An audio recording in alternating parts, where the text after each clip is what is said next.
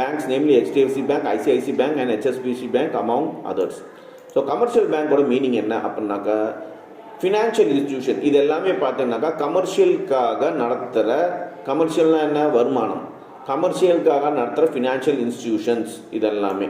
இவங்க என்ன பண்ணுவாங்க, பப்ளிக்கிட்டேருந்து பணத்தை டெபாசிட்டாக வாங்கிப்பாங்க, அதுக்கு ஒரு கம்மி அளவுக்கு இன்ட்ரெஸ்ட் கொடுப்பாங்க, அந்த பணத்தை வந்து மற்றவங்களுக்கு லோன் கொடுப்பாங்க, அதில் கொஞ்சம் அதிகமாக வட்டி வாங்கி இவங்க சம்பாதிப்பாங்க. இதுதான் கமர்ஷியல் பேங்க்ஸோட வேலையே. இப்படி தான் கமர்ஷியல் பேங்க்ஸ் எல்லாம் சம்பாதிப்பாங்க. அது இல்லாமல் நிறைய சர்வீசஸ் விற்பாங்க, இன்சூரன்ஸு, அந்த சர்வீஸ் இந்த சர்வீஸ்னு சொல்ல நிறைய சர்வீஸும் பேங்க்ஸு சம்பாதிக்குது.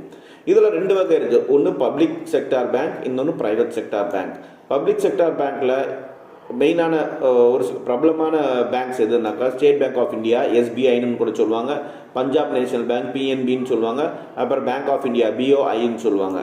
அதோட ப்ரைவேட் செக்டாரில் கமர்ஷியல் பேங்க்கில் கொஞ்சம் ஃபேமஸான பேங்க்ஸ்லாம் எதுனாக்கா HDFC bank, ICICI bank and HSBC bank.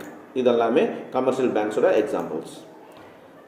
Functions of commercial banks. சரி, இந்த பேங்க் என்ன வேலை தான் செய்யுது? The commercial banks are normally performed for following function in an economy.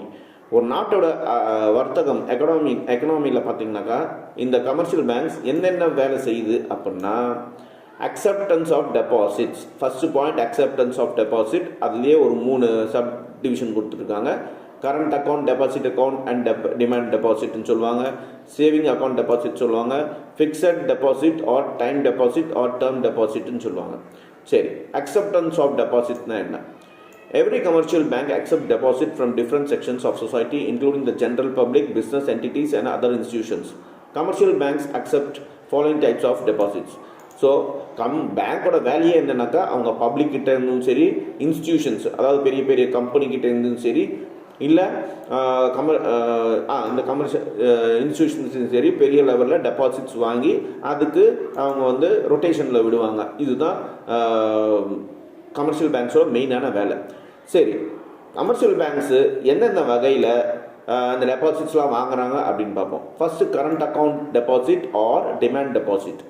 This type of account is generally maintained by the business entities and the money under these deposits are payable on demand of the depositor.